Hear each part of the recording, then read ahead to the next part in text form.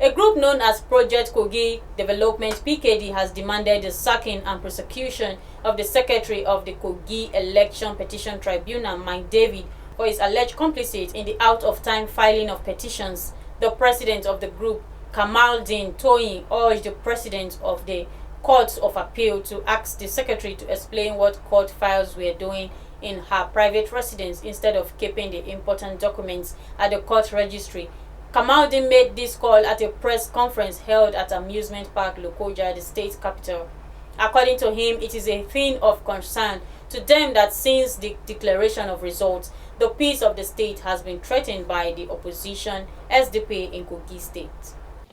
The group president Kamaldeen Toyin said that the opposition party SDP has always been involved in promoting violence, leading to the death of some persons. A special case was the gruesome killing of an innocent supporter of APC in Koton. His statement that a particular ethnic group is a common enemy is an invitation to crisis and breach of peace in the state. It was reckless and unexpected of a person who was nursing the dream of leading a state like Kogi State that has been experiencing peace, harmony, and togetherness under the leadership of His Excellency Governor Yahaya Adoza Bello. Also, we witnessed the killing of an innocent lady in Koton when Muritala Yakubu Ajaka went to Koton for campaign. Till date, police have refused to arrest Muritala Yakubu Ajaka and his dangerous group for the dastard act and genocide they committed. He also emphasized that the recent events in Kogi regarding election litigations witnessed the opposition party SDP threatening to harass the INEC commissioner, other security agencies, and judges, undermining the judiciary. During the election, a person identified as a member of APC was gruesomely murdered for her political belief. It is a thing of concern to Project Kogi Development that since the declaration of the election result, the peace of the state has been threatened by those who lost the election woefully. We also discovered that the attack on the residence of the Electoral Commissioner followed a declaration by the SDP that they have no confidence in him. Was it that they decided to attack him and possibly eliminate him?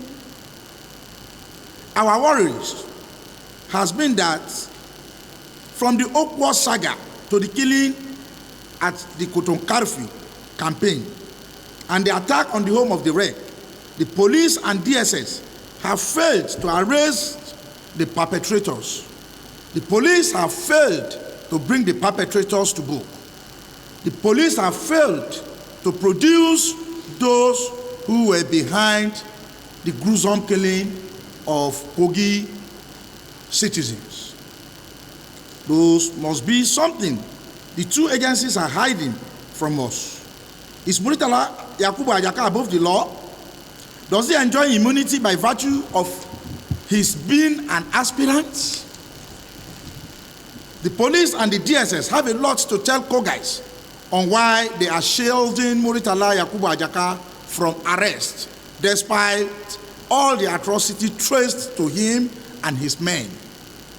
Toyin called on security and the president of the Court of Appeal to take appropriate action against the secretary of the Kogi State Tribunal, who was allegedly indicted in the recent petition submission saga.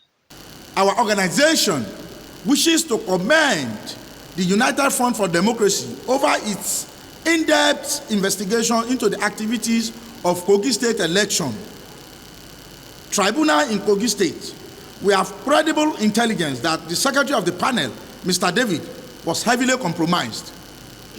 His claim that the SDP filed petition before the expiration of the legally provided window was not only found to be false, but very biased and defensive of the SDP by a secretary whose watchword should be neutrality.